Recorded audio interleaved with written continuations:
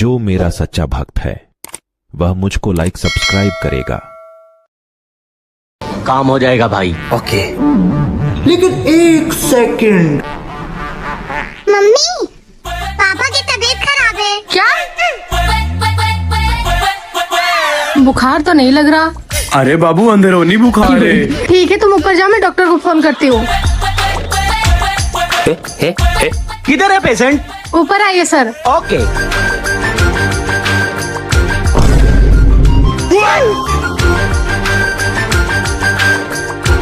आप 2 मिनट नीचे आइए। मुझे ये बताते हुए बहुत दुख हो रहा है कि आपके पति कुछ ही दिन के मेहमान हैं, तो हो सके तो उनकी सारी ख्वाहिशें पूरी करिए। मुझे तो ये भी नहीं पता उनकी आखिरी ख्वाहिश क्या है। भाभी, थाईलैंड जाना। विष्णु तो भाभी, सब भैया का प्लान था।